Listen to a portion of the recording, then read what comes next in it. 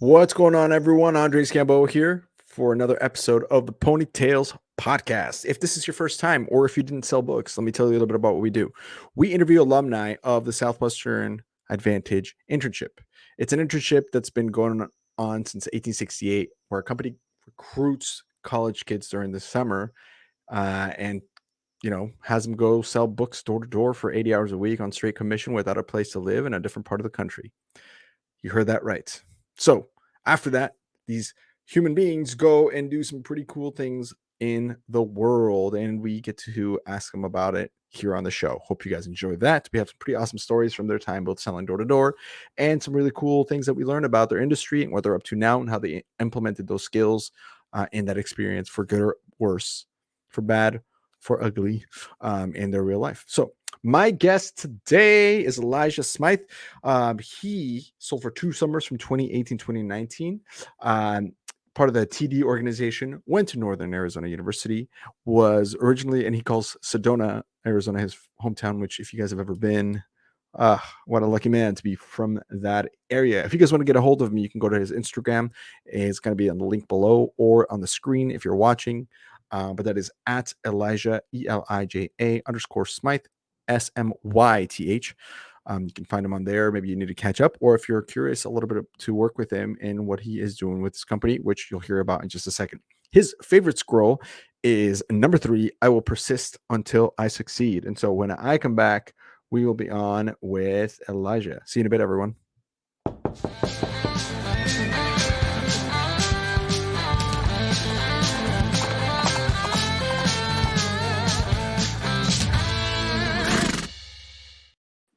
What's up, dude?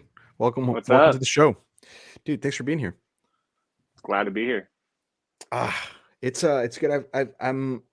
I just can't believe that this is what I get to do for work, and I'm very thankful. So I always just start with an attitude of gratitude. Thank you, everyone, for listening and for supporting. This allows me to feed my dogs. So thank you so much. Welcome to the show, Elijah. Are you drinking today? Are you going to be drinking Yes, with sir. Some Blue Moon. Good call. Yeah. I'm going to pour a little bit more tequila on this, in this glass, just a little bit, and then I also got some kombucha, and then we can jump into the show, brother. Is that cool? Yep. Let's do this. All right, bro. Let's just dive right in. First question I always like to ask people is what they're up to now. 2019 feels like 10 years ago after the pandy. Honestly. But tell me a little bit more about what's happened since you left Southwestern and what you're up to now. Yeah, lots happened. Switched over to a different door-to-door sales company called Vivint. We sell smart home security systems and solar. That's kind of new.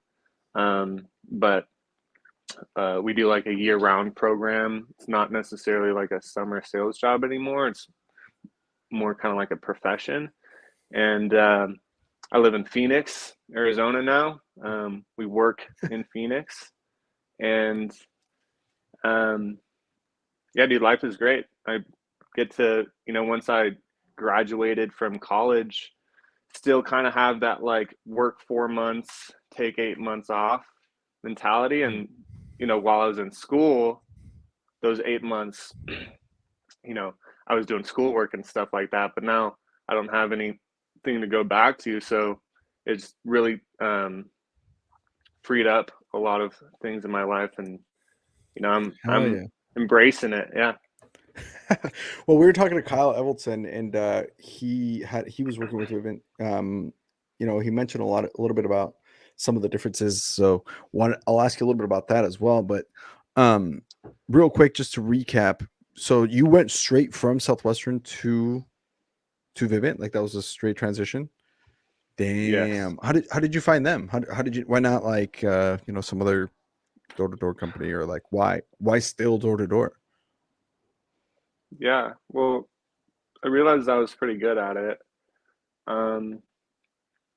But so that story, it was right after my first Sizzler, my second summer, and a mutual friend, one of Skylar, my current manager, reached out to me through a mutual friend on Snapchat, and just like, super direct with me, said that he's doing this different sales job.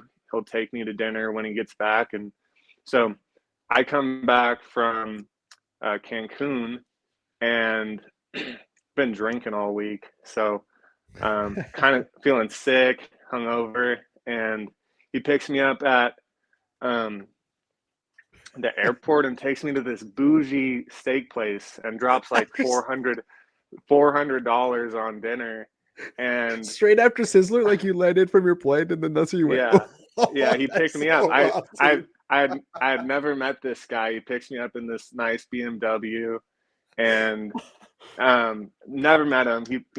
And so he takes me to this steakhouse, and it's kind of like a Wolf of Wall Street moment, because he just did his third summer.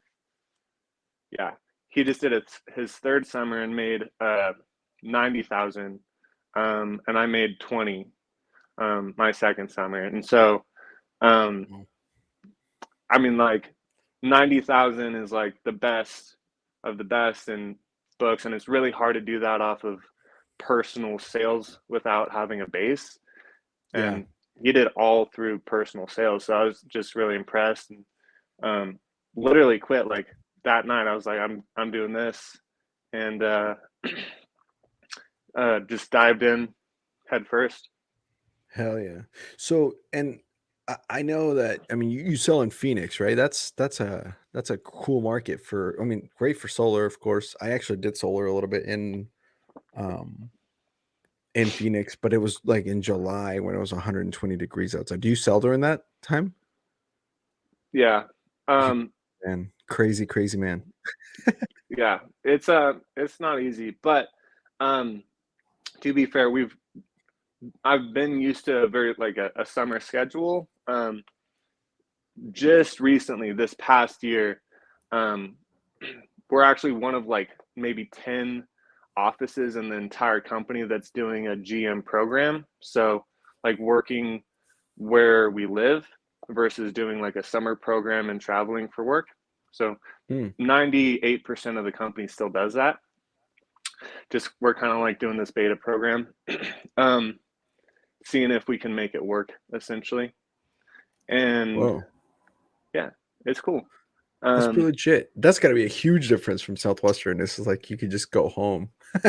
Like you're like, yeah. I live 2 blocks from here. hmm No, I mean it's been really nice. Like, one of the hardest things about door-to-door sales is like what you leave behind during the summer. Like, it's ended, I don't know, like two of my relationships. Um, I have a dog. Whoa. Yeah. I have a dog that like means the world to me, and it's been really difficult to like figure out what he's going to be doing over the summer and stuff like that. So when Skylar was actually the one that figured it out, because he's a homebody. He doesn't like traveling, and he um, persuaded our regional to essentially let us do this. And so it's been really cool to um, be able to go home to my dog every night and not have like pay someone else to watch him. No, absolutely.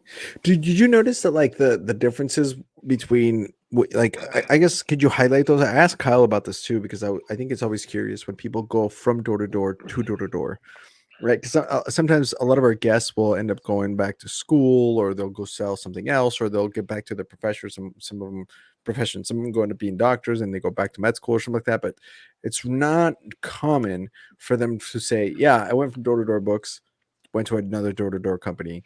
That's a huge, like I feel like a lot of them, the ones that have said that happened to them, they highlighted some of those differences. So to you, in your experience, what are some of the biggest differences, either good or bad, that you notice from going straight from door to door in books to Vivid? The differences in the companies, or the Yeah, differences? or in the Okay. style of selling, do they have like sales talk? Some people have mentioned about how some of them don't use pre-approach or they don't train pre-approach, and so when you show up as a book person, you're you're like already ahead of the game because you got that skill or whatever. So in your Hmm. mind, do you remember like thinking, wow, this is the same in some ways, but different in these ways? Yes.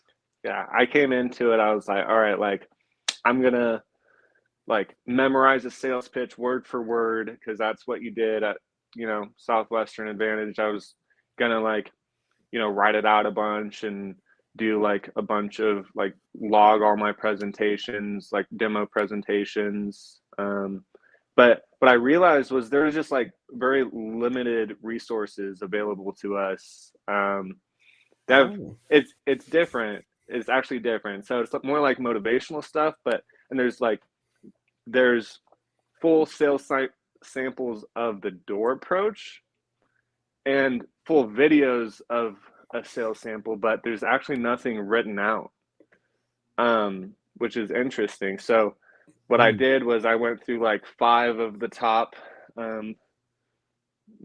closers and watched and wrote out word for word their presentation and kind of like made it into my own.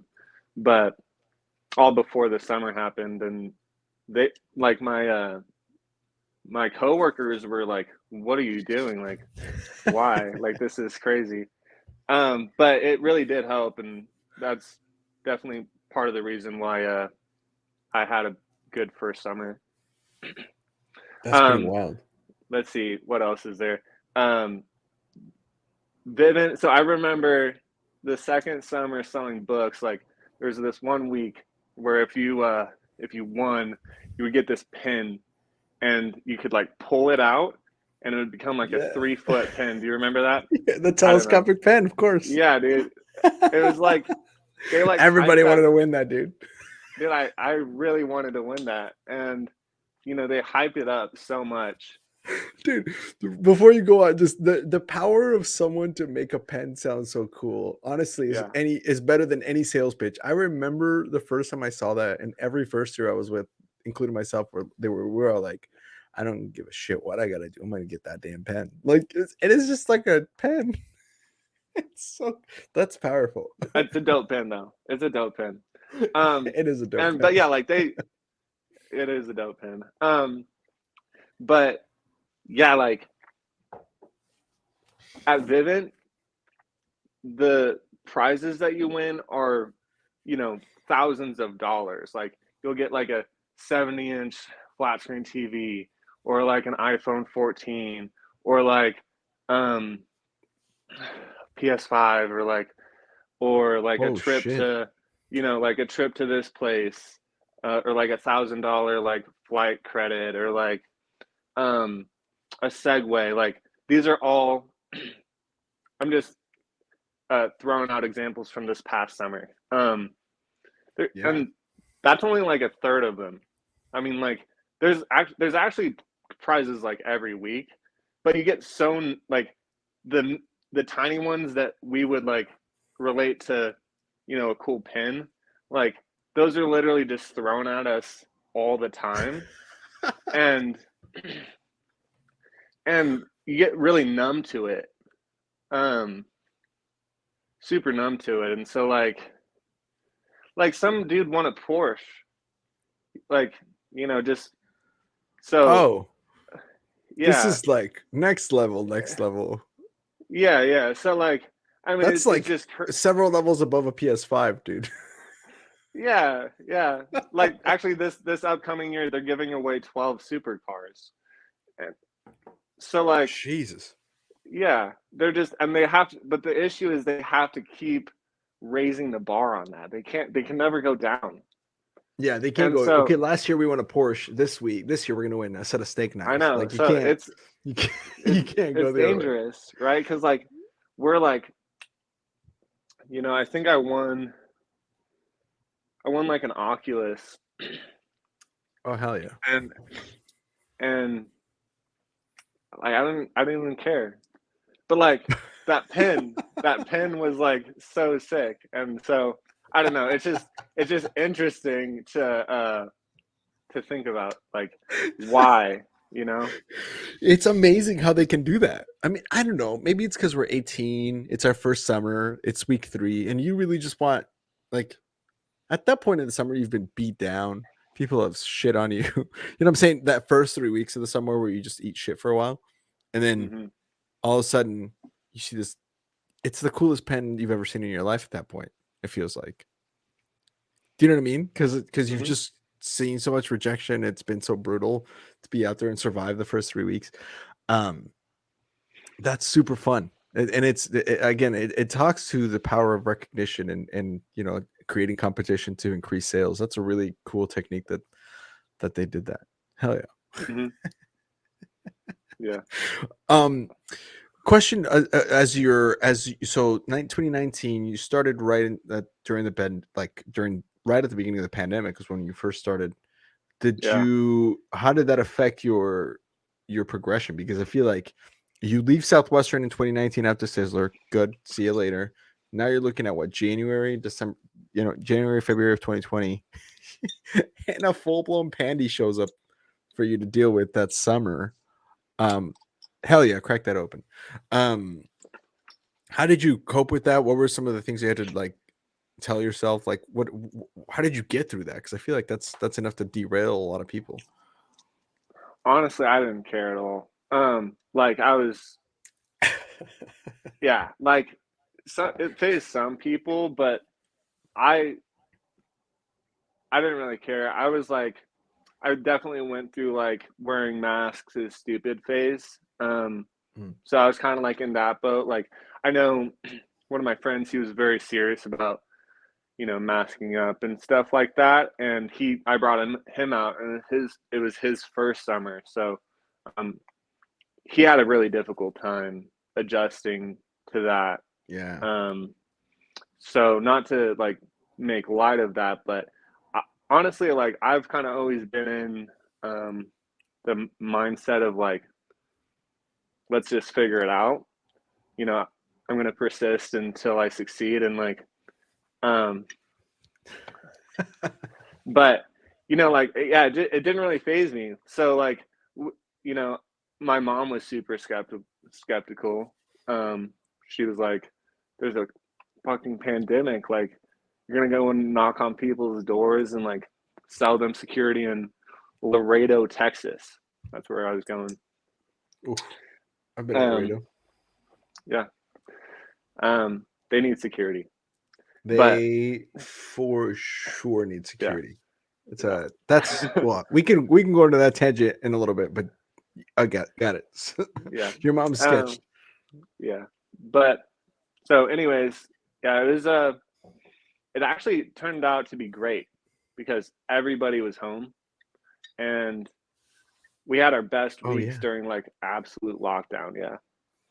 So it was great. Like I Vivint had their best year ever, like as a company that year. Yeah. So And I imagine a lot of people probably were, once being home all day, they started realizing like, hey, this is something we're gonna need as part of our household. And we can get into some of like what the products you offer to are here in a sec.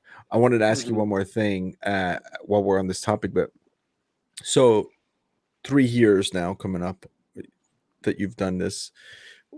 Are there any skills that you learned in Vivint that you didn't learn in Southwestern that you are like, oh, this was different? So I had to like pick, like, for example, maybe referrals or maybe the fact that it's a different kind of sale, right? You're not selling a product that's tangible and they're like that they're going to use like a book, right? It's different because it's more like a different kind of price plan and stuff like that. What are some stuff that you have had to sharpen up that you didn't know that you needed to, or the new skills that you've attained since you started?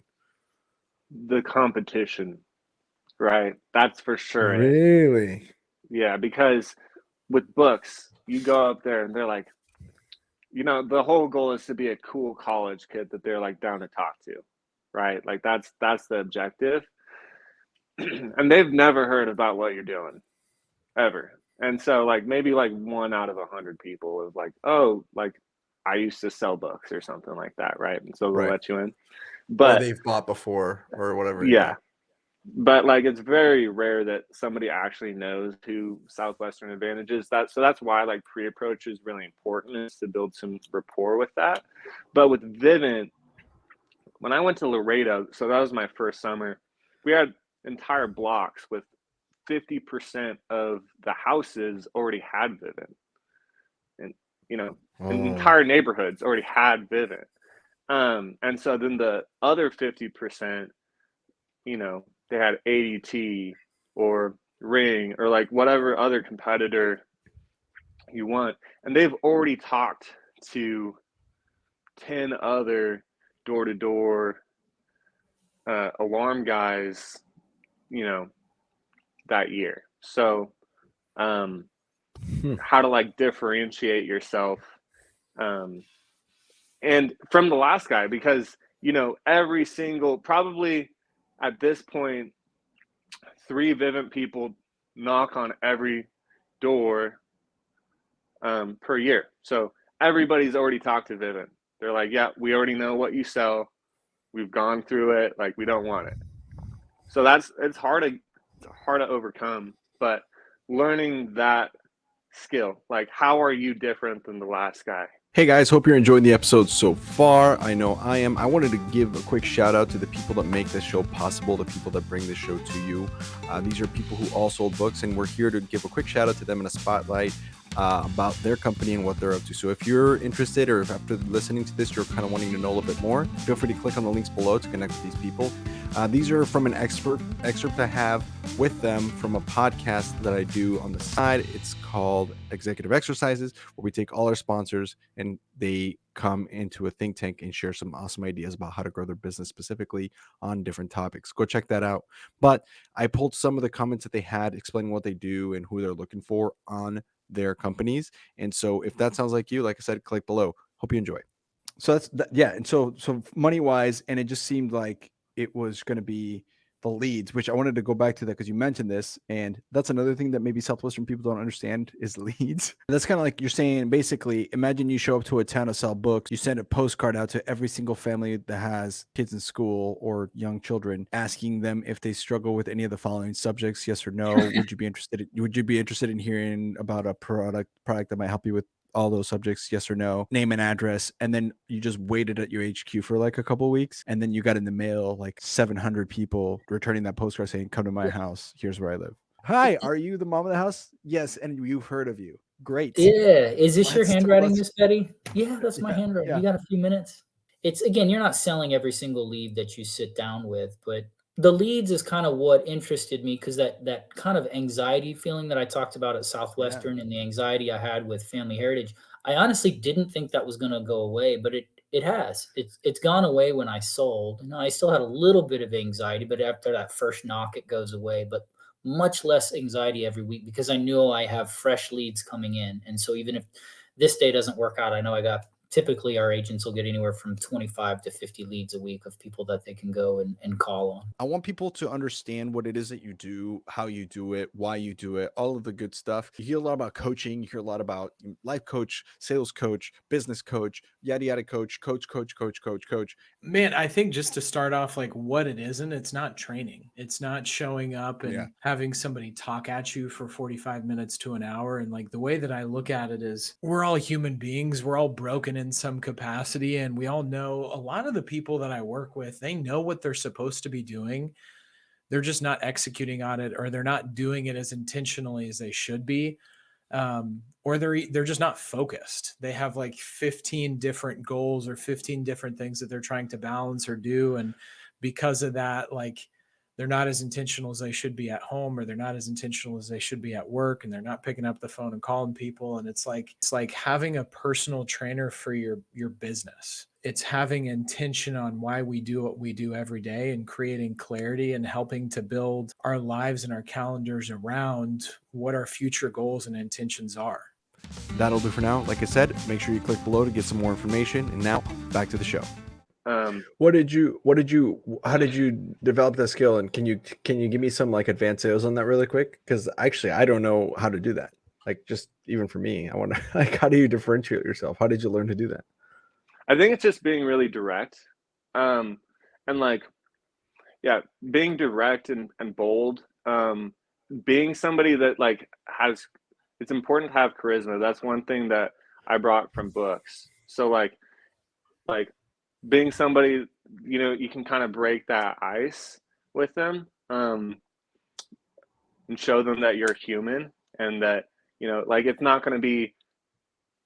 um it's not going to be hard for them to just talk with you for 5 or 10 minutes. And I mean, like the whole goal with, like, I don't know, let's say a takeover, they have ADT, is like saying, you know, you're paying like $50 a month right now for something that you probably don't use that much. And like you have to get them to agree. It's all like a bunch of little yeses. And then you kind of are like, well, if I can give you more value and a system that you know you would use more, is that something that you'd be open to? And I mean, it's pretty simple stuff, but it really just kind of comes down to confidence and being, so like the nice thing about working with VDisain is we offer a premium product. So yeah, like I've done my research, and let me just interject you really quick to back up what you're saying, because I mean, every security salesman is going to say this, right? But from a standpoint of like, I'm in the process right now of closing on a home with my wife, right? We're buying a house, and we looked up the neighborhood that we're going is like up and coming, so it's not super sketchy, but it's not like, you know, the suburbs that are super safe either. And we wanted to stay a little bit more in the city, and so the first thing we did was look up security systems. And I gotta say, I mean, you guys are up in the top echelon of quality of product for sure. I mean, I'm sure other people would disagree, and I'm sure you can debate this, but from what I personally found from researching this, it's definitely the top. I mean, you guys have even the quality of the image that you can have in your security cams, and we'll get to the products again in a little bit, but I will say from my research alone, a case could be made for some of your competitors for sure, but, and it's not to say that they don't have really good products, but I don't think there's a doubt from what I found personally that you guys have some of the most premium. I mean, you're top shelf. We'll say that. I mean, we cost the most. That's the entire downside with VDisain is that we're the most expensive. But like, you can use that to an advantage. Yeah, exactly. And that you have to be really blunt with people when you tell them that. Like you always get what you pay for. So, like we can be confident going up to a homeowner and saying we offer the best home security system, like all-in-one solution out there. And so it doesn't matter what it costs, because people always gravitate towards value, right? Well, and you can't put a price on safety. I mean, look, like, I'm just speaking of myself as a consumer. I'm looking at this right now, and you're telling me, like, as I was looking into this, I was like, listen, even if it's a little bit more, or even a lot more, if I take into consideration what I'm actually protecting with what you guys are selling, and just to be rest assured that I'm going to be pretty well off with what you're selling. It's more expensive because it's better. That's what it's kind of like getting a Mercedes, right? Like, you're going to get more luxury, right? But the difference here is sometimes you don't need that extra luxury. But when it comes to the extra security, knowing that when I'm not home, my wife is safe, right? Mm-hmm. That when neither of us are home, that my dogs are safe, or my shit inside my house is safe. That peace of mind, because I'm gonna go to Bisler and I'm gonna be gone for a week, that kind of shit. That peace of mind, dude, you can't beat that. You can't. There's not a price you can put on that. And exactly. So, hell yeah. And again, I'm not trying to get on the VDisain hype train. I'm just speaking from a person that's literally looking into this right now. I'm in the midst of this, right? House is closing in a couple weeks, and I'm looking at it going, I need to protect my family, or like, that's just how I see it as a person that's a shopper. Here's the deal. Like I'm not like married to VDisain, right? Like I left Southwestern the moment I realized there was a better opportunity somewhere else. Yeah. From a financial standpoint. Absolutely. Yeah.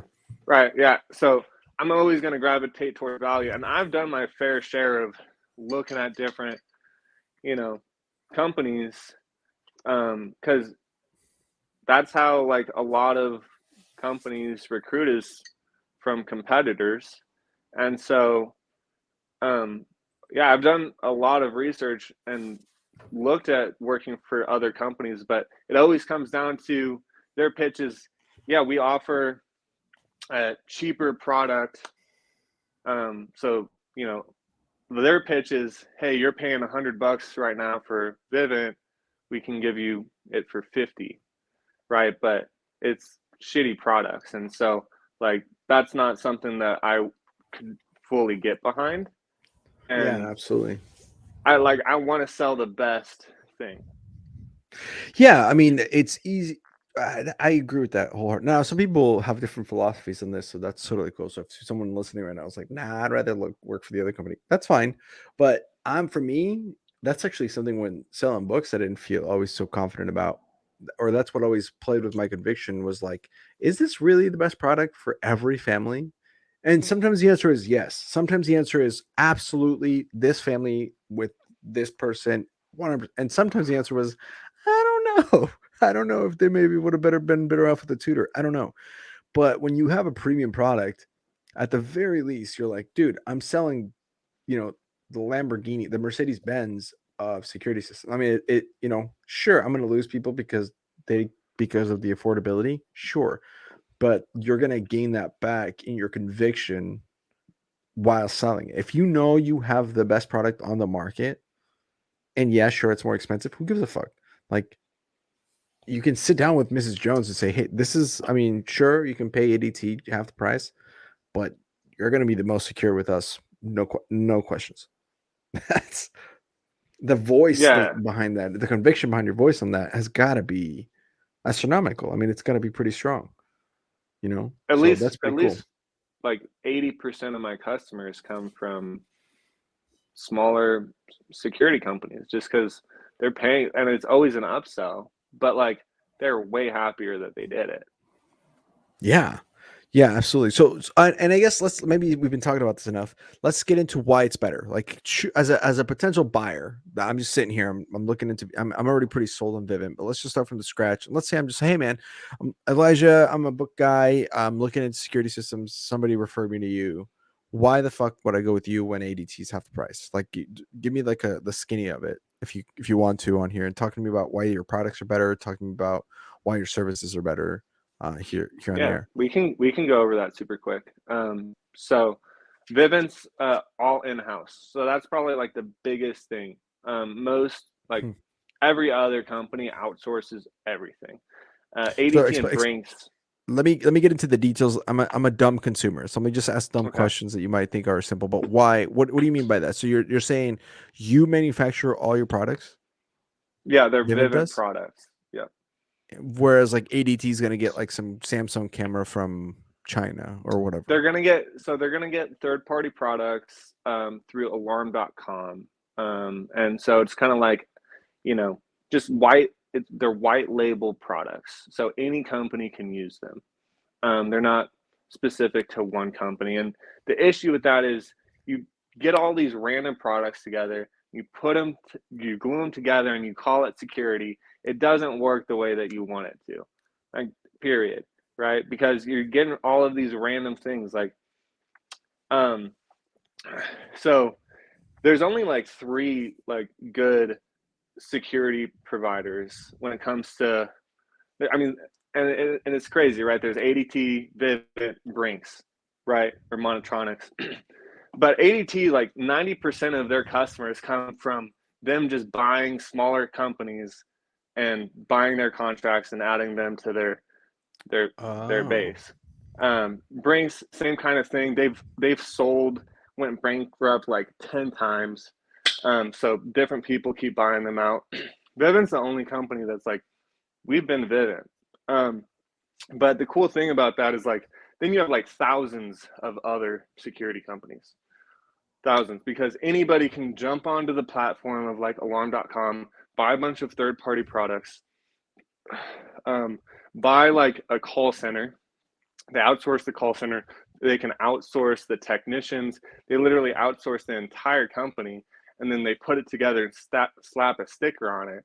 Like, it's not gonna, like, what's the difference between any other company besides the price? And so then you have all of these companies, just competing on price.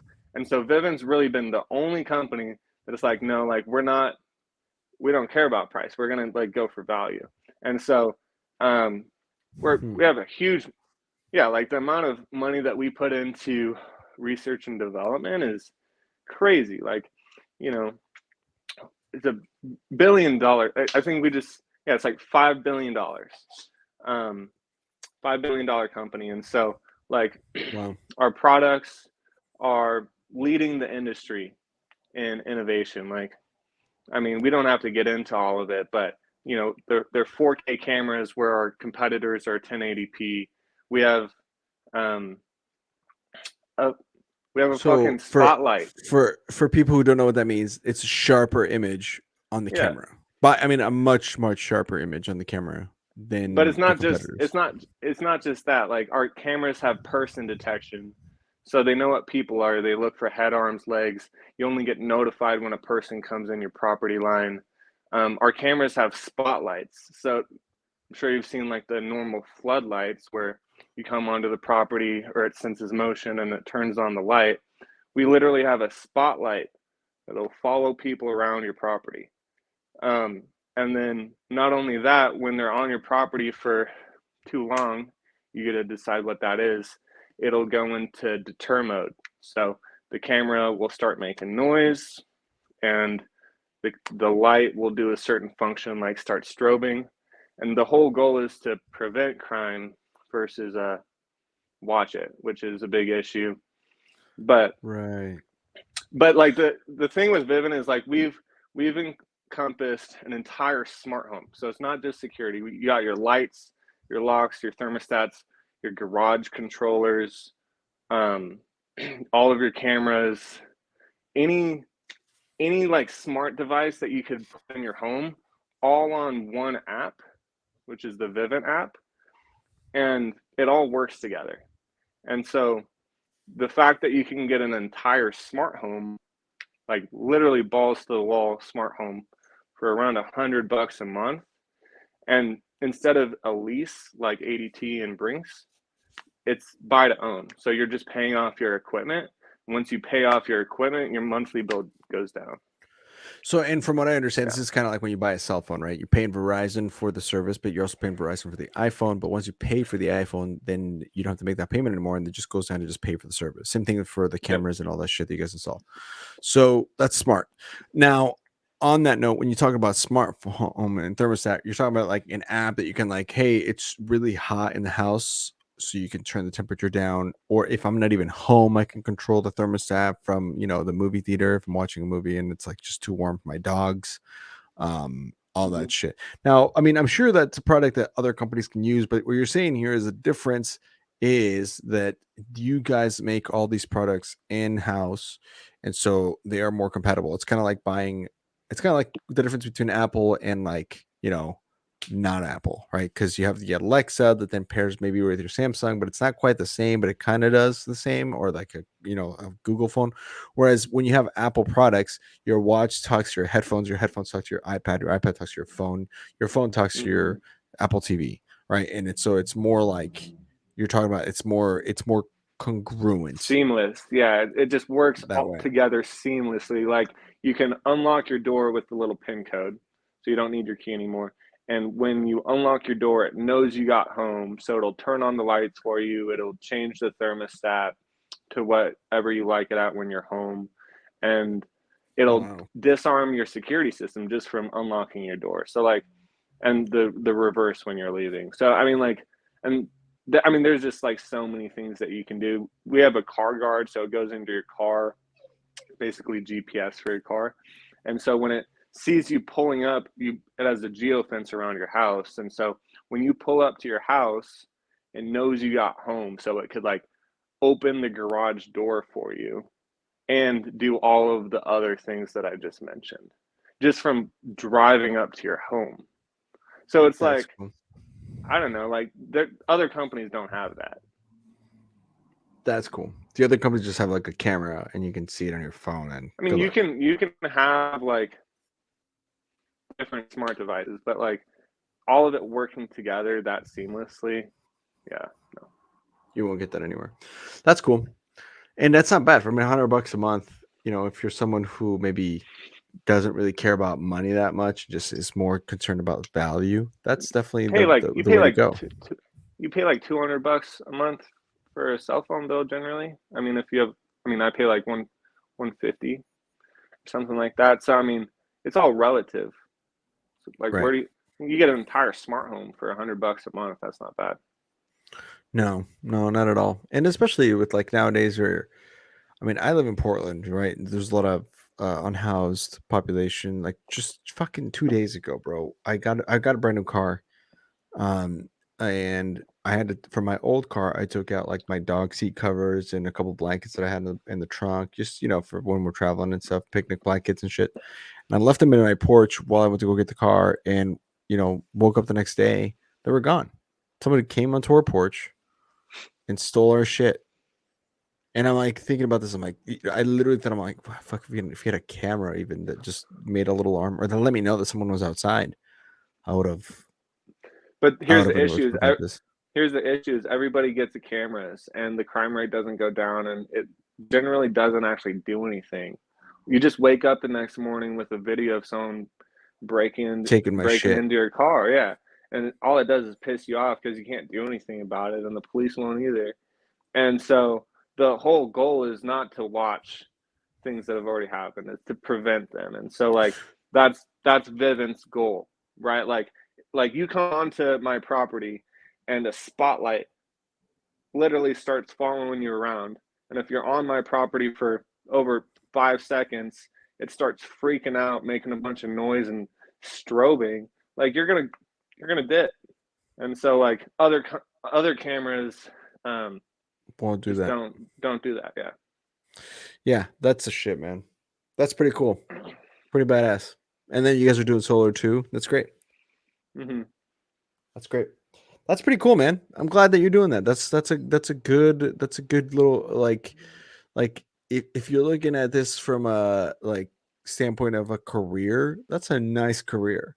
Like that's a nice Yeah. way to help people feel safe. You're selling the premier product in the market and you're helping people feel awesome. If you're looking at this as like a situation where it's like maybe I might be good at this, check out, go message Elijah, ask him a little bit more questions. I'm sure I'd be happy. You and maybe Kyle would be happy to answer people's questions about this. So go find him on Instagram, Elijah_Smyth. And you guys can figure that out. Dude, that's fucking cool. Good for you, brother. I'm so glad that you're doing that. It's sick to work for the best product company. To know that you got that. That's legit. What do you say we go into some Southwestern stuff? You cool with that? Yes, sir. I like to wind the clocks back, and I always say, hey, how the hell did you get started with Southwestern in the first place? Set the scene. What happened? Who got you into this door-to-door shenanigans? Which is, I'm assuming, probably a really cool story. In general.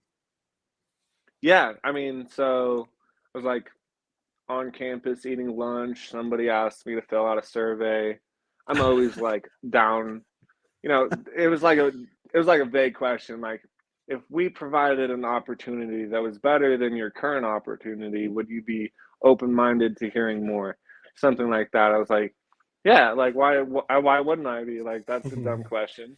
So yeah. Anyways, I was living in like the college dorms. My parents. So when I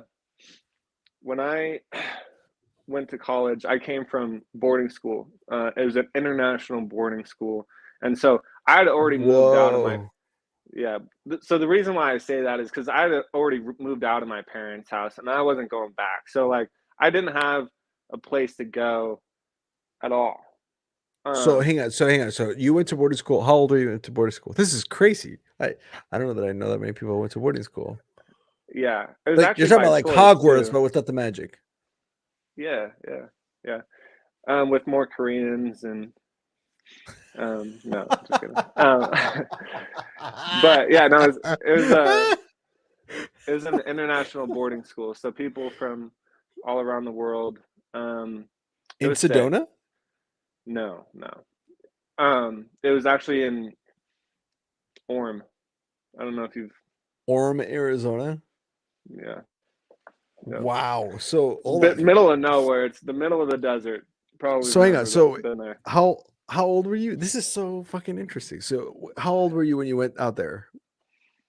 I just so the reason why is because sophomore year of high school, all my friends dropped out, and so literally all of them. It was tragic, but I was like lost, didn't have any direction, and I did pretty well in school, so I wanted to go somewhere else, and so I was like, I'm going to boarding school. But isn't that expensive? Like, did your parents have to pay for that? Scholarships. I was pretty smart in school, so yeah, no scholarships. Wow. It was actually it ended up being like $6,000 a year, but if you divide that by like room, board, and like food, like it was honestly super affordable. The normal price to go to that school for like outsiders, like all the rich Asian people, was like 45,000 per year. But so I got a super good deal. Yeah, I would say that's that's a solid head. Dude, is that 84% off? Yeah. And the coolest part was I was actually able to bring a lot of my friends with me. That couple of them that dropped out. Little Like, come to recruiter this you. school. Yeah. So but the whole reason I bring that up was because I going back to my parents' house wasn't an option. So I needed to figure out where I was going. And you chose to move out of your parents' house, so you wanted this. This is something that you, and we don't need to get into the details of why unless you want to share. But like, you just did not want to be home. Is the point? Yeah, it was kind of just a toxic relationship with my parents, and Wow. yeah, I mean, like I love both of my parents now. Door to door has actually helped me heal those relationships pretty well. I was gonna ask you because it sounds like it was a kind of friction. There was a lot of friction between you and your parents. Did selling books door to door and meeting a bunch of different families help that out? I was gonna ask you what. It really did. Like you realize, like my first summer, they're like, don't go to the ghettos. I was like, but let me talk to them. And so, like I had a lot of sit downs over there. So I just saw so many like fucked up family situations, like kids that could read Harry Potter books when they were 4 and kids that were 8 and couldn't read. And like, I mean, it's just crazy. So like it gives you a lot of perspective on my personal upbringing, and you realize that your parent, specifically my mom, did everything to better me. It wasn't with ill intent, it was just her way of trying to help. Sure, absolutely. Hey guys, hope you're enjoying the episode so far. I know I am. I wanted to give a quick shout out to the people that make this show possible, the people that bring this show to you. These are people who all sold books, and we're here to give a quick shout out to them in a spotlight about their company and what they're up to. So if you're interested, or if after listening to this, you're kind of wanting to know a little bit more, feel free to click on the links below to connect with these people. These are from an excerpt I have with them from a podcast that I do on the side. It's called Executive Exercises, where we take all our sponsors and they come into a think tank and share some awesome ideas about how to grow their business specifically on different topics. Go check that out. But I pulled some of the comments that they had explaining what they do and who they're looking for on their companies. And so if that sounds like you, like I said, click below. Hope you enjoy. That's okay. And actually, and this is good to, I had Nick kind of explain this a little bit too, but because I've been in the insurance industry before, for people who are listening, like, how do you make 115% commission? The way I explain it to people is the insurance companies we represent. So we're a broker. All these companies we work with, they know they're not really going to be making any money off the sales that I make for the first several years. but they don't care about that. They know these clients are going to be on the books for 10, 15, 20, 25 years. So they know they're going to make money over the long haul. And so part of the reason agents are able to make so much is there's all these companies out here and they're all competing for the broker's business, because these companies don't actually have their own in-house sales force. They have independent contractors. And so if their compensation or their commission levels that they offer aren't competitive, I'm not going to place any business with them. And so going through and meeting all these different families, you started kind of waking up to what your parents were able to do for you, even if it wasn't as, ideal in, a perfect world, but still you were still able to understand that something was helpful. So, wow, that's amazing. That's amazing. Wow. Okay. So sorry. I have so many questions about boarding school. Is it just like Harry Potter, but minus magic? Is it like you had to wear your uniform and shit too? No, it was actually a pretty chill boarding school. I took some blacksmithing classes, some glass blowing, photography. That's so legit, dude. Wow. Yeah, Wow. no, that's cool. There's two sections of the school, like boys and girls, and past a certain time you couldn't go. Yeah. But no, I mean it was cool. Like you lived there. Like people live there. Yeah, and you had a roommate. It's like college, but it's like it was college. exactly like college, yeah. My first roommate was straight out of China. He chose the name Tony. I don't know what his real name was, but was he great? No, yeah, but so no. Like all these Chinese guys pick the most generic white guy names ever. It's actually super funny. Chad, Brian, But anyways, so sorry, yeah, that is just so interesting. I've never really. It was cool. Listen, fuck. All right, here's what this means. That's so funny. Yeah. Wow. Tony Ma is fuck your mom in Chinese. Tony Ma. No way. Well, now I know. Hey, there you go. If someone pisses me off, I'm like, you know what, Tony Ma, bro. Only thing I remember. Hey, boarding school. Hey, it's worth the $6,000 a year. So okay, so Southwest. So you're sitting in college. Southwestern comes around. You fill out the survey. Who gave you the survey? I don't remember. And I was like trying to figure it out, but I think they'd like just kind of somebody surveyed me because it wasn't a memorable face, and I don't think I saw that person again.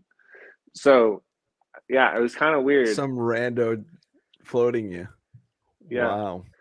But Victoria OWASP calls me and does that call thing and invites me to an info session. But yeah, dude, I bought into it super heavy. I was just like, this is awesome. Like I had no hesitation about it. And that's like it's been a reoccurring thing throughout my life. Like I love taking risks. Good. I prefer it doesn't scare me. It doesn't scare me. No, same. If of all the things that you've said, the most relatable so far. I mean, I've related to a lot of things you said, but the most relatable so far has been taking risks. I'm so down with someone who can like fucking just go for things. That's legit. Do you?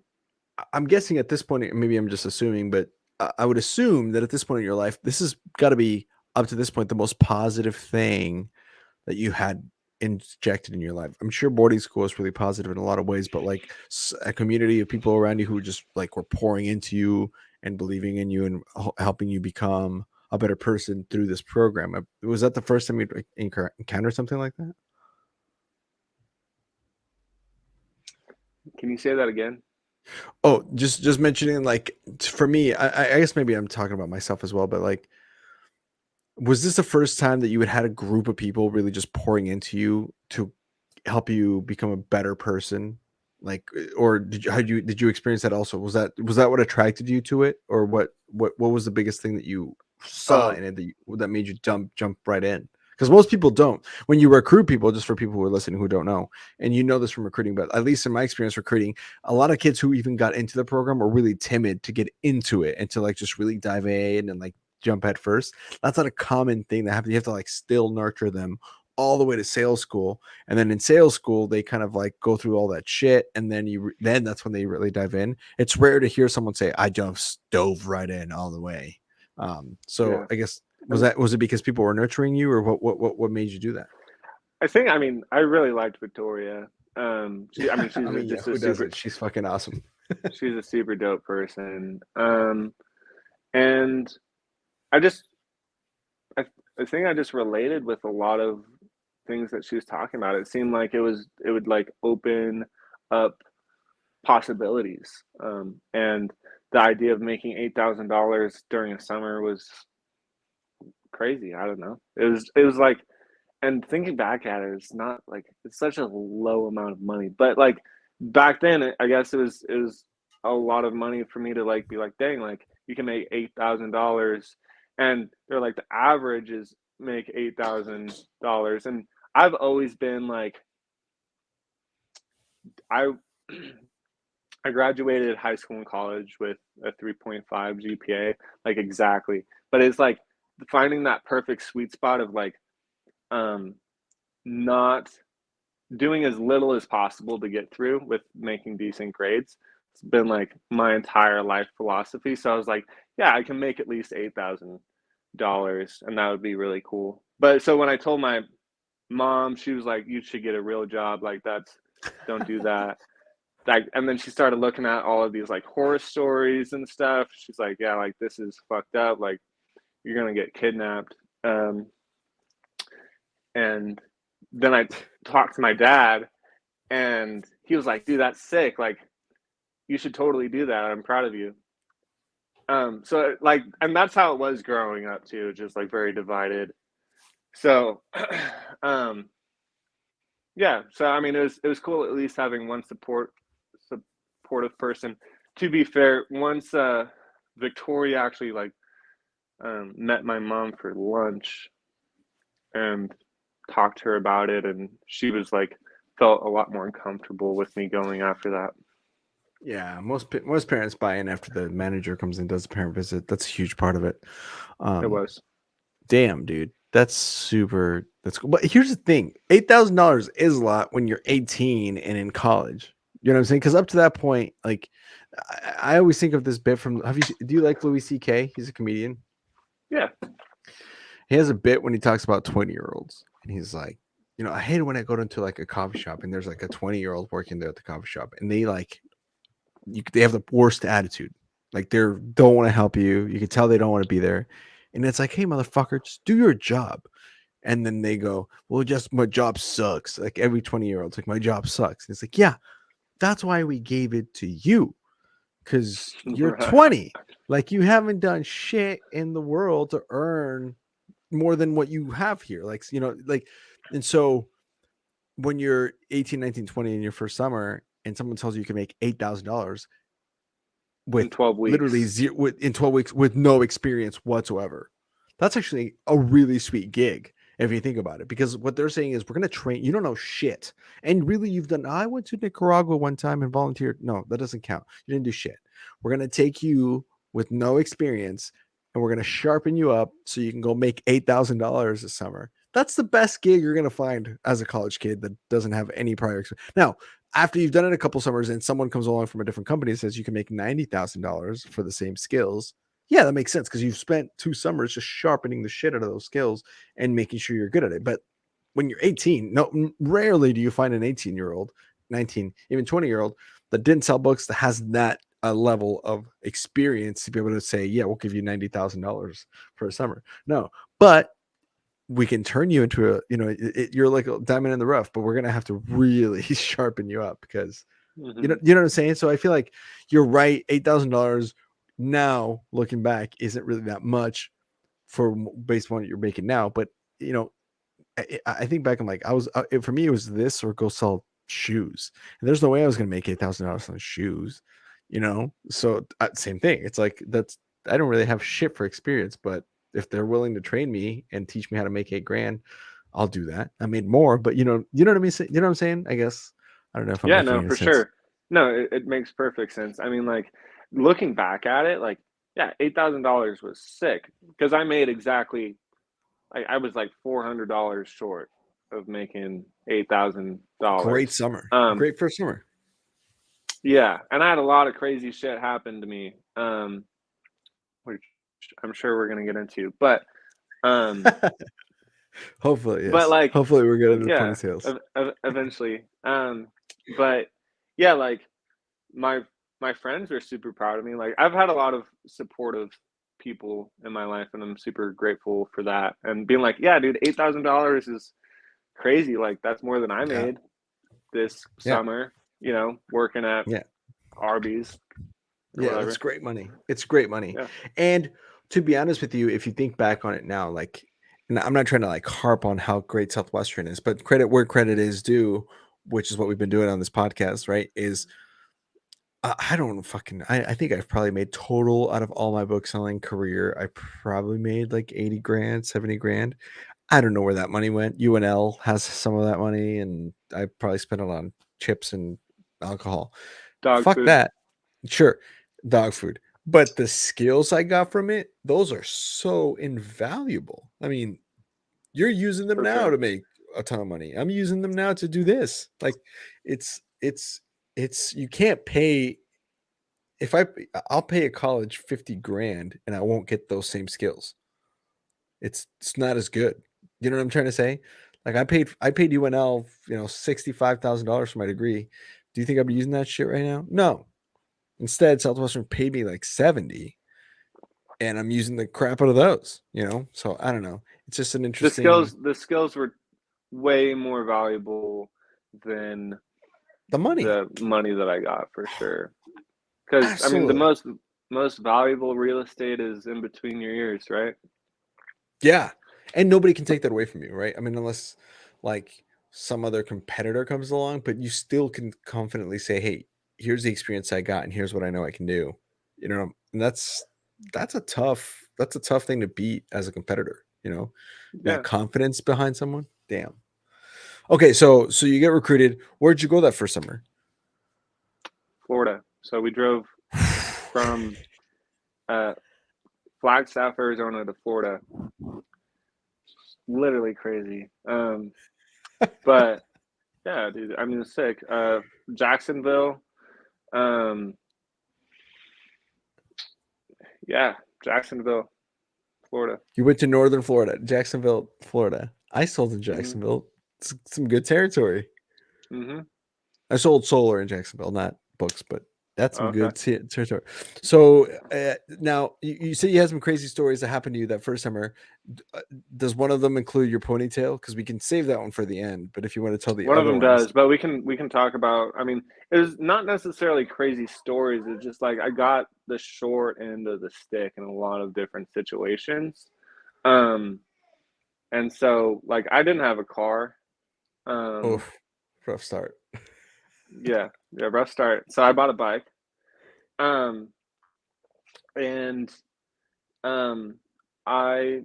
We couldn't find a host family to live at, so we were kind of just like bumming around. And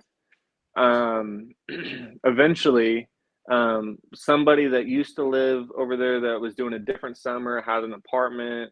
Like we figured it out. So the craziest part was there was 4 rookies, and they were all they asked me who I wanted to be roommates with and who I didn't want to be roommates with, and I put like 3 people down on that list of who I didn't want to be roommates with, and they gave me those people. So like I was like, this is a test.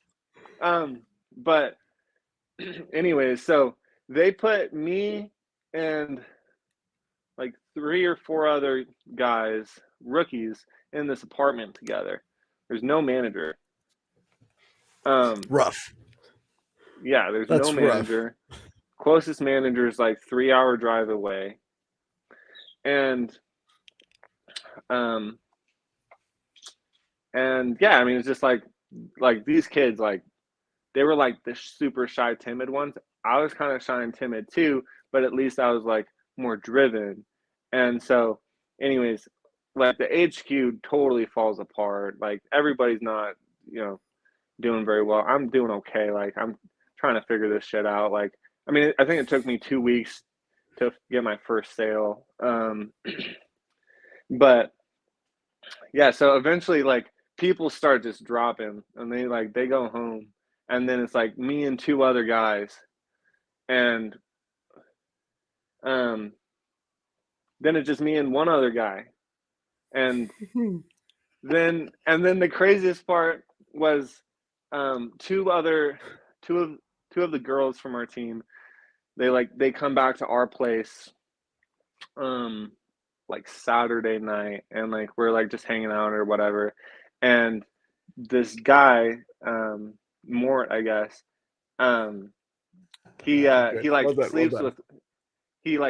with one of them, and the other one sleeps in my bed, but like I'm just trying to be her friend, so like I pass out right away. I'm sure I'm like she was for sure trying to get some.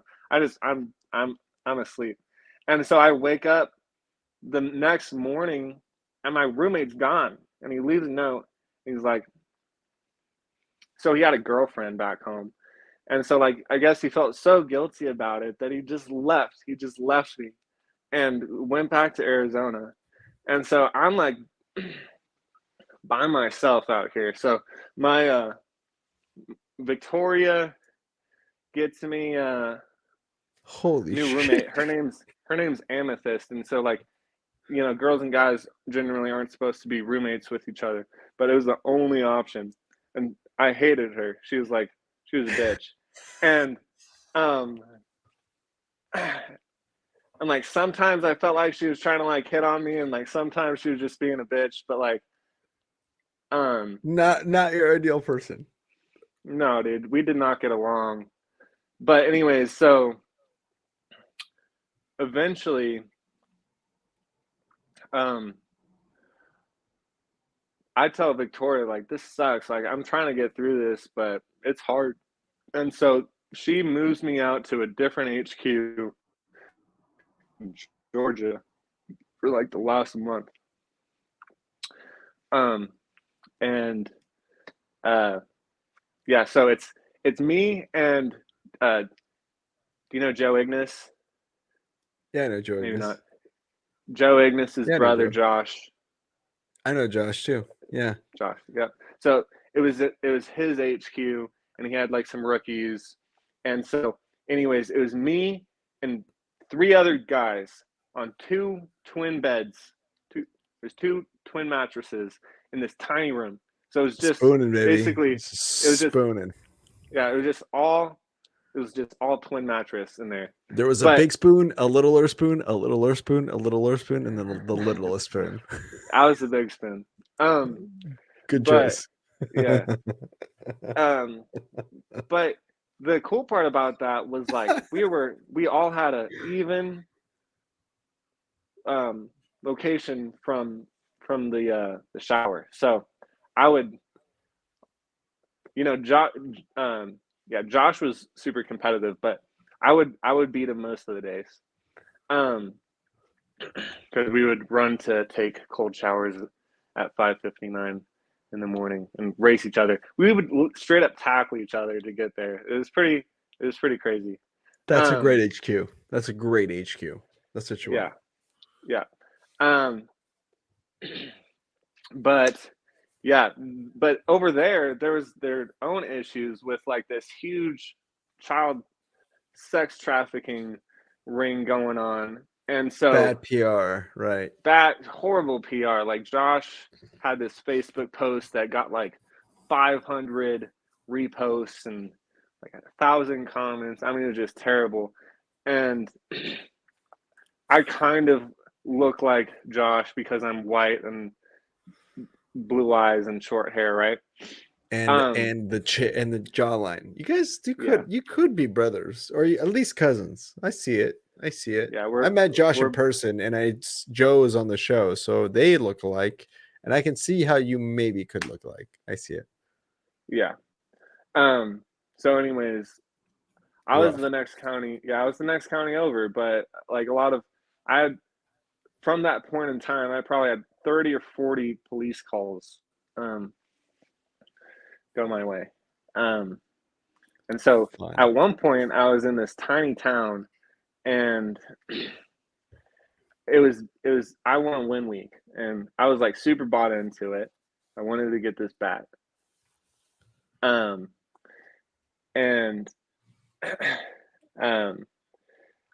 I had so many people calling the police on me, but like they told me that if I had the police get called again, then I would have to leave, right?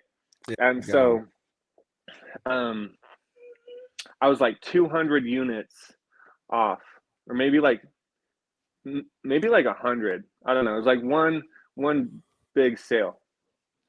And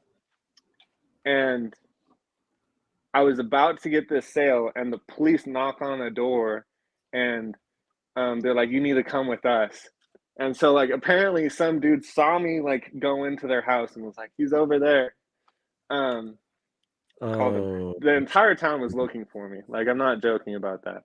Like, I would see like cops like do patrols, and like I'm not gonna run away from the police, but like try not to get seen too. And I'm on my feet, right? You got no car. Yeah, no car. But so anyways, 1 second. Did your headphones die? No, one of them did though. All good. Yeah, I think we're good still.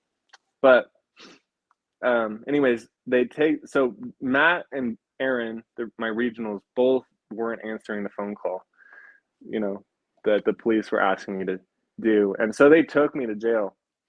But I ended up not beating that week. But I did sell, and it was like the last day of the summer.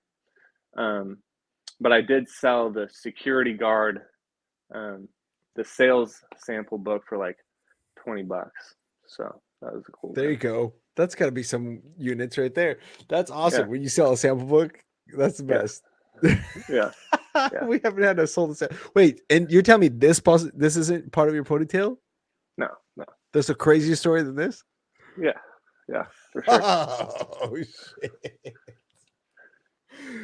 Damn. But anyways, the whole thing with that was like I've had a shitty first summer start. Yeah, nowhere to go but up from there. So I did pretty well. Hey guys, hope you're enjoying the episode so far. I know I am. I wanted to give a quick shout out to the people that make this show possible, the people that bring this show to you. These are people who all sold books, and we're here to give a quick shout out to them in a spotlight about their company and what they're up to. So if you're interested, or if after listening to this, you're kind of wanting to know a little bit more, feel free to click on the links below to connect with these people.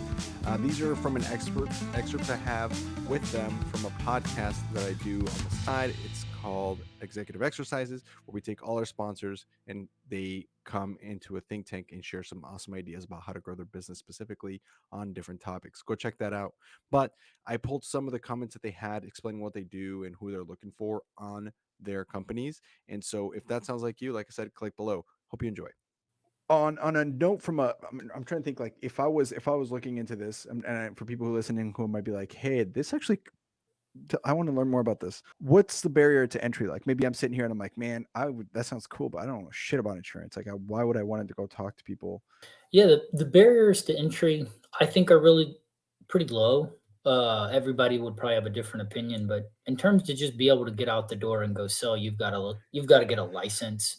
I have my life and health license because you needed the health license at Family Heritage, or if you want to sell Medicare products or certain types of health products, right, you have to have the health side. But what it takes to get either one or both of those licenses is roughly the same. You take a study course. You may need to study for 15 hours. You may need to study as many as 30 hours. But like with Cardinal, we've got a pretty cool course.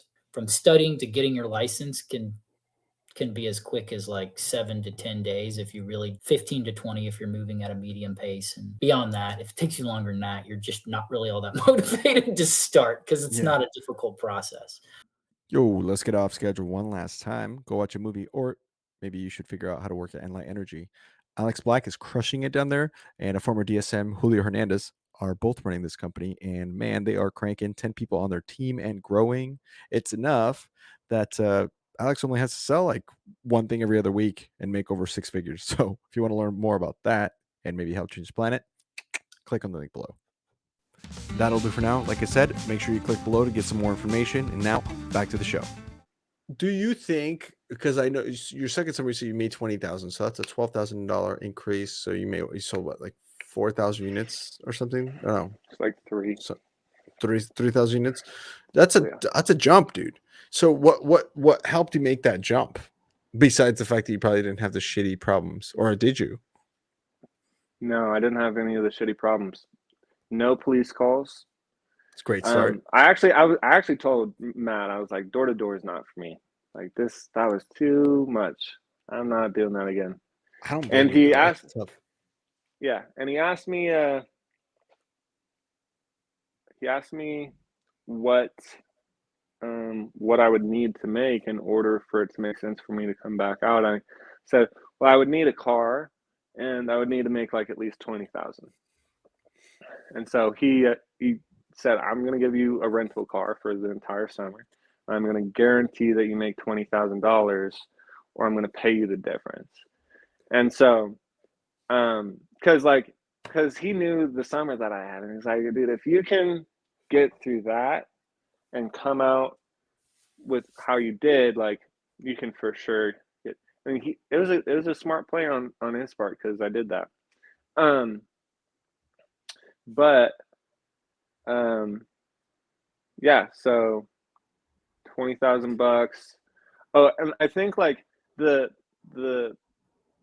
idea that somebody believed in me more than I did really went a long way with that. Matt's a fucking amazing person, so shout out to him.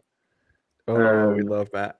I like Matt. Yeah. I haven't got to know him that well, but everything that I've heard of him and a little bit of have spent with him, he seems like a really solid dude, like really direct kind of guy. Yeah, no, he's great. He's my kind of person for sure. So yeah. let me touch on again onto, let me maybe dig a little deeper on this if you don't mind. When you say you had someone believe in you, like what aspects of that do you think helped the most? Because I mean, people could believe in you a bunch of different ways, but how were you, what did he do, or how were you able to discern that he really genuinely cared about you? Because sometimes that could come off as fake, you know what I'm saying? But obviously Matt is really good at being genuine about that. So what worked for you about the way he approached this that just really helped you succeed? Well, so I mean, first of all, it's been a long time since that happened, so it's all kind of fuzzy. But what I do remember is that he pre-framed it in the way that it just made sense to me, made it relatable, and he put a bet on me, and so it was like, what can I lose? Because he said, as long as you put in the effort, you know, like you give it all you have, like I'll pay the difference. And so I was like, well, I promise you I'll do that. And then I was able to kind of let go of the 20,000, because it wasn't about making 20,000. It was about putting everything I had into it. Ooh, if you're listening, that's good. Write that down. Oof. Oof. Gold stuff right there, brother. It's about putting everything you had in. It's like that more Utley story. When he's talking about the guy that kicked the field goal, and he's like, anything else? He goes, yeah, I put my whole body into it. Like, There it is right there. Damn, dude. Good for you. Good for you. Oh, here's the deal. We're gonna go do some rapid fire questions and then your ponytail. I feel like that's a good. We're at a good part here. Look at that. It's pretty solid. Is that cool? Yep. Hell yeah, brother. Okay, so these are just some of the rapid fire questions that we have. Feel free to. You don't have to go into a lot of detail unless you want to. Please do if you want to. But it'll be just like a quick succession of these. And just whatever first thing that comes to mind, that'd be the best. Cool. Okay. Here we go. Favorite territory as far as the state and or city that you sold in? For books? Yeah. Ooh. And or Vivint. Actually, well, let's do both for books and for Vivint. Okay. North Carolina, country. Hell yeah. That was the next question. It was like, what type of territory? Country's so good. North Carolina, I can't believe how beautiful it is. Were you in the eastern side or western side? I don't know. It was green. It's green everywhere. Favorite advanced sales? Favorite advanced sales. What do you mean? Like I don't know if you, oh, actually, let me ask, did you listen to anything while you were selling? Like, did you listen to those advanced sales to CDs that were like how to improve your summer? You didn't listen to, oh, okay. That's what I meant. What did you listen to when you were selling? I guess favorite thing to listen to when you're selling. I'll just throw on like my morning routine is like, I mean, I read a chapter of OG Mandino every day. Oh, of So course. that was great. I mean, that was honestly basically, you know, that's all you need right there. But like, if you want to just put on like a 10-minute motivational, hoorah video, like those are great too. Yeah, I get you. Fair enough. Favorite HQ? Favorite HQ? Probably in Georgia with Josh. With That was cool. with Ignis Brothers? Yeah, I figured you were going to say that. Favorite product to sell when in books? Whether it was like CEA or the black books, the ASMEs. Yeah, probably like the ASMEs. Those are sick. Dude, the ASMEs are legit. The flamingos, dude. I mean, yeah, that was like that was always the beginning of my third approach. Just all right, last question. Do you know why flamingos are pink? It would always kind of catch them off guard and I'd be like, I'll leave after this. But yeah, so it was great. That's a great way to get a demo too. Just like a quick boom, boom. Yeah. That's pretty solid.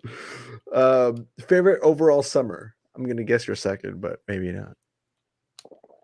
In a second, for sure. For sure. This next one could be in terms of units or just in general, your favorite sales day, which this might go into your ponytail, but what was your best sales day? Either, again, it doesn't have to be in units unless that it is that, but it could be just because you had a really cool view of the mountains or whatever. I think it's probably just units. It's like so the only time I ever cried on a book field was when I sold a bag. That was it. So like I was never the. And that's not your ponytail? No. Tell me about that really quick before we move on. Why'd you cry? Why? Just because I was selling tiny little packages, and then I mean, it's just crazy. I was like, the fact that you make like $800 in one sale or 1,000. I don't even know what it was.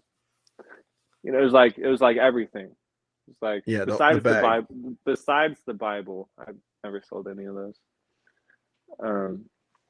But yeah, I mean, it was great. I just felt so happy and like grateful, and so was it a cool family or how did that? Yeah, super cool family. Like? It was a grandma, big house, had like a bunch of grandkids, and I actually ended up selling like, but anyways, it was super cool. I mean, I was just like very grateful to like run into them, and they made me feel really good. It wasn't with them. It was on my walk to the car. I was just so happy. Wow.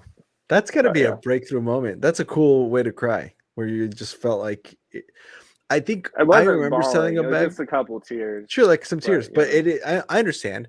Like there's a moment I sold a couple bags over my career, and the first one I remember walking out of the house going, I'm like it gives you this sense of like I'm actually good at this. Like I can do this.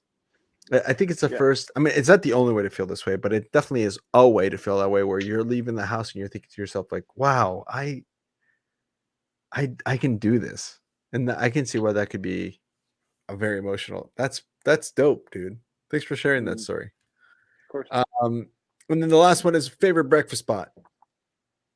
Waffle House. Yes. The classic. It was great. Yeah. My second summer was sick. We had this Airbnb. It was underneath this dude's house. And I mean, it was me and Morrow, which was somebody that sold with me the previous summer, did really well, and then two really strong rookies. And so like I think like RHQ out of the guys section was like projected to do the best. And so I mean it was just a super sick setup, and we would go to Waffle House, and I would get, it was my go-to breakfast. It was like a plate of hash browns with chili and cheese and eggs. And it was just like, it was a massive breakfast. It was huge. But like the Great portions, start. yeah. But I would get that basically every day. You know, at 6:30, and then we would do execs and drive an hour north, and it was great. Yeah, That's the best, man. You got, when you know you have a solid HQ that you can just be comfortable in. That's great. I only really had that my first summer where I was like, this is a great HQ and I'm happy about it. Isn't it crazy that people let you stay in their houses? that people stay in their houses. Like that people let you say that people out there, there's Oh people yeah, out there that exist that are like, yeah, you three random strangers can stay for fucking 3 months in my house. yeah. No, it's Like, absolutely insane. I'm about And to the buy a fact house, and that in my head, I'm people, like, no fucking way. I would let fucking stay in my house. and the fact that people will knock on your door and ask you that, and then they say yes. It's not like they're going to this website to apply to be a host family. Like you're getting knocked on and sold At the door. That's at the crazy. door. That might be one of the craziest things about Yeah. this whole experience is that some HQs, or like people go through churches. Like, you remember, can you imagine going to church that morning? No intention of hosting people, but after the service, you're like, I'm going to take these 3 people into my house. That's such a weird Pretty thing that we insane. do. It's pretty fucking crazy. That's pretty wild. Oh man. All right, brother. Well, let's just jump into some ponytails here. Again, for people who maybe this is their first episode, maybe you're just listening to Elijah's for the first time. This is the section where we have our guests tell their best or favorite, most memorable, craziest, funniest, saddest, most empowering story of their time selling books. Sometimes we get some insane, crazy ones. Sometimes we get more funny ones, sentimental ones. But at the end of the day, all that matters is that this is the experience that our guests had, and they carry this memory with them, and they'll probably carry this memory with them forever. So, my man Elijah, go for it. Drop yours. This is your ponytails, my friend. So it was my first summer, and so I had this bike, and I was riding around this neighborhood, and it was a decent neighborhood, but it was close to the ghetto, I guess. And these two kids, they were like, I don't know, 5 years younger than me. They like, hey, like, what are you doing? So I kind of like go up to them, tell them what I'm doing. They're like, oh, like my parents would be interested in that. So they're like, come over to my house. And so I like go over there with my bike, and they're like, yeah, like my parents will be back like soon. And so like I'm kind of like demoing the kids, because it's always about getting the kids excited about it. So I'm trying to do that. Yeah. And one of the other kid just takes off with my bike, and he just steals it. And so I'm like in his yard. Oh, And shit. yeah. And so like I start running after him, but realize that he's on a bike and will be faster than me. But the other kid is kind of just like frozen, like he's like, what is happening right now? So I run back to the other kid, because I'm like, well, if I have him, like I'll get the other one. And so start kind of like being like, yo, like what the fuck? Like call your friend, and he like calls him like 3 times, he doesn't answer. And I'm like, and for some reason I'm like, I'm calling the cops. Like this is too fucked up. So I Hell call the yeah. cops. Yeah. And so I call the cops, and the other kid like figures out a good time and kind of just books it, like gets away. So I'm feeling totally defeated, waiting for the cops to come, and I'm like, dude, they tricked me, you know? And so I mean, it's like these kids. I was like, the shittiest thing is they were like middle school kids, dude. They're the 6 worst. years younger than me. I'm like, yo, fuck you. Like, anyways, so I wait for the cops. They like come. I give them my police report, and and me going through the police report. I mean, it just gets me like all emotional, you know. And so, anyways, they leave, and I'm like, yo, this is after all my room. Like, this is still like, this is when I was living with Amethyst, which I wasn't a Not fan the of, ideal right? time of the summer. And Yeah. it was after all of my roommates had already left me.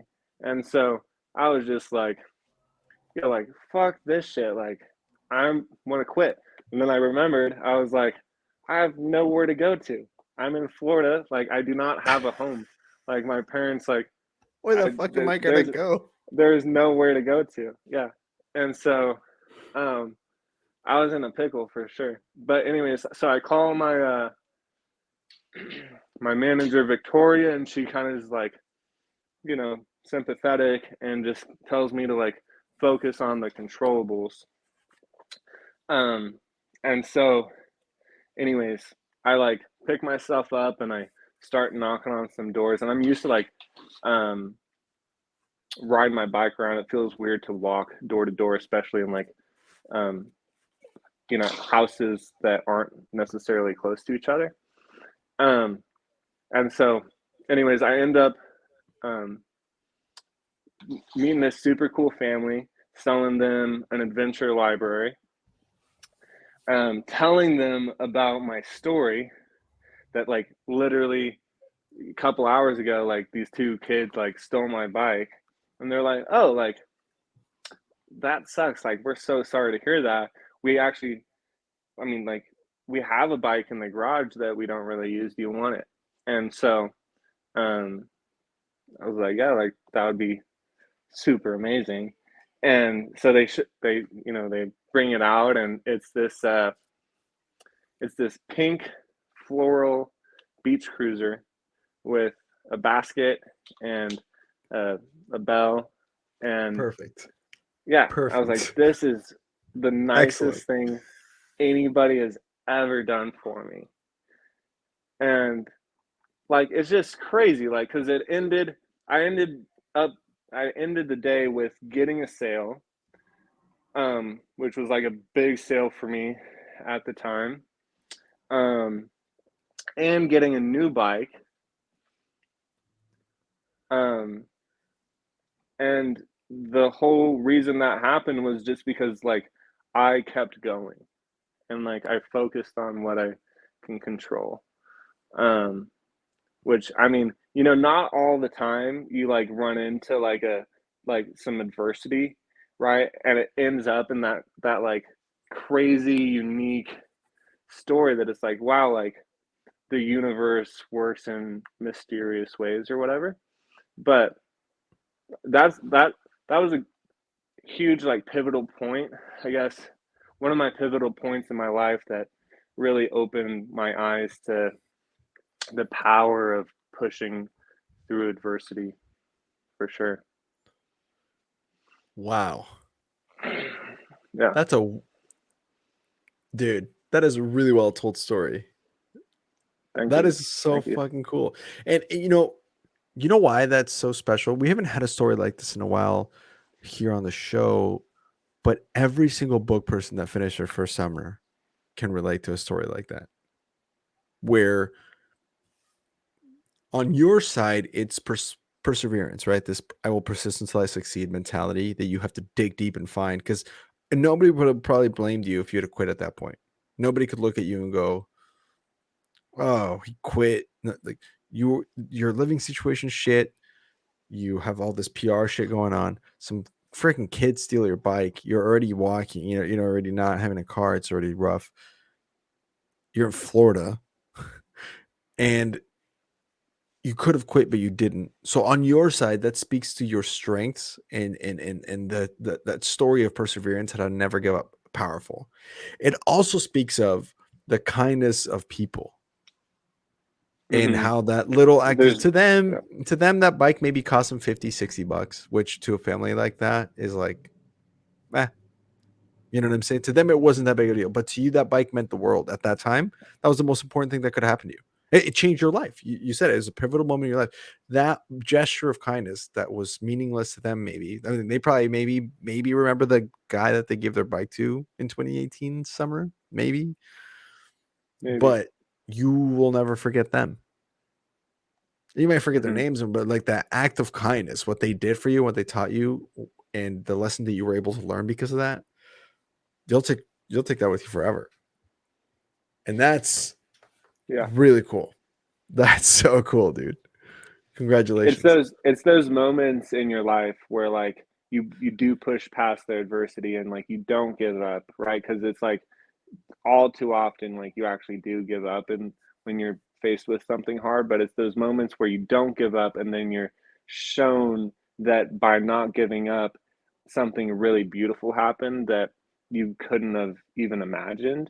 Like those are what like inspire people and give you, you know, epiphanies to really like, you know, um,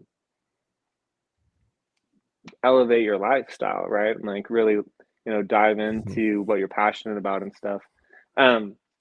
Funny enough, I don't know if you can see this. Let's see here. Door to door salesman loses bike. Oh my God. Can you send me that? Text me that really quick. I can put it on Yeah. the screen. That's hilarious. But I was in the newspaper. Send it to the group chat with me and Amy, and she can throw it up on the screen. Or maybe no, just send it to me. I can do it. Okay. That is so fucking awesome. Yeah. No, I mean it's a good piece of memorabilia. I actually lost this photo and went searching for it for like an hour and a half the other day. So that's why I have it. And this is in Jacksonville. This is when you were already in Georgia. No, this is when you were in Jacksonville. Let's see. I don't know.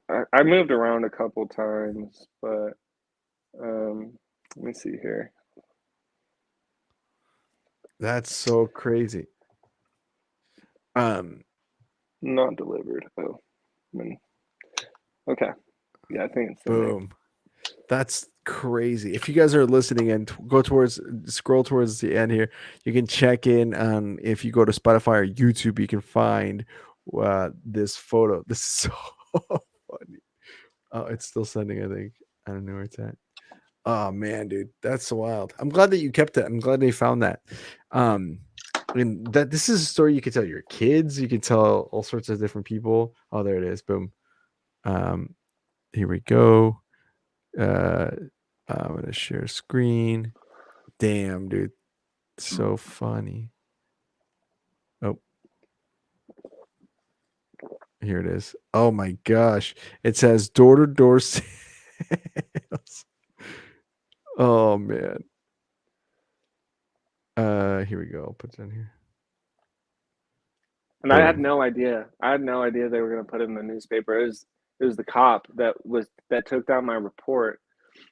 You know, just like on her little notepad, and she spelled my name wrong. I don't know. Like, I don't know if that was on purpose or on accident, but Moultrie. Here it is. The Moultrie Observer. There we go. Door to door salesman. Door-to-door salesman loses bike to thieves. An Arizona salesman thought two boys were interested in some testing tutorial materials he was selling Thursday in their neighborhood, but their interest apparently was in taking the bike. Eric Smith, they put Smith instead of Smyth. That's funny. 19 of Cottonwood, Arizona, reported that while selling PSAT and SAT preparation books door to door, saw two boys who were not together at the time, one on a bicycle and the other walking. One stopped to talk to him, and the two boys waved at each other. After separating at a residence in the 900 block of Highland Boulevard, the two boys told him that they were interested in the books and would like to speak with their parents. So he followed them to another residence. When they got there, they told him that their parents were not there yet. As Smith showed them the books, one of the boys got on his bicycle and rode away on 11th Street Southwest. Smith tried to chase the boy down, but wasn't able to do so. He told the police the bike was worth $50. That's it. That's all. That's it. You know, it's super funny, like what they actually got down from that little report, because I have no idea how that happened. But it's funny because like it's like a week later, they're like, "Oh, you were on the newspaper." Like, oh, like there was no, it was like, oh, like there was another door-to-door guy that got his bike stolen. You should be careful. And because I was riding around on this pink beach cruiser, and it was a specific lady that said this, but she was like, "You need to be careful. Like, there's thieves stealing door-to-door Bikes. salesmen's bikes, you know." You're And I was like, "No, that was me." So why do you think I have this beach cruiser? Because your neighbors are yeah, awesome. Thanks, lady. yeah, exactly. Oh man, that's fucking awesome, man. Well, holy shit, that brings us to the end of the episode. I think this is a good stopping point right here, man. I appreciate you sharing all these stories and sharing some of your experience with those, man. I hope you had a blast. I hope this was all right for you. No, this was awesome. I really appreciate you having me on. Yeah, bro, anytime.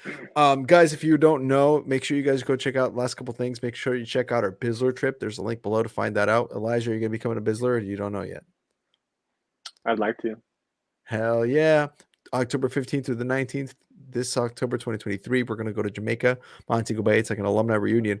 Come hang out with us and enjoy a day out on the beach. On that note, my guy, thank you so much for being on. Thank you so much, everyone, for listening in. We'll catch you guys on the next episode. We're counting down to 200. Make sure you tune in for that. We're going to tell you guys all our favorite Bizzler stories. We're going to make, or Bizzler stories, ponytails. We're going to tell you guys our favorite ponytails. So we're going to make a compilation of our favorite ponytails, and we're going to count down and tell you guys a little bit about why. We're going to break down with the team and do some commentary about them as we go through some of our favorites throughout 200 different episodes. So hope you guys tune in for that one. We'll catch you guys on the next one. Peace out, everyone. Bye.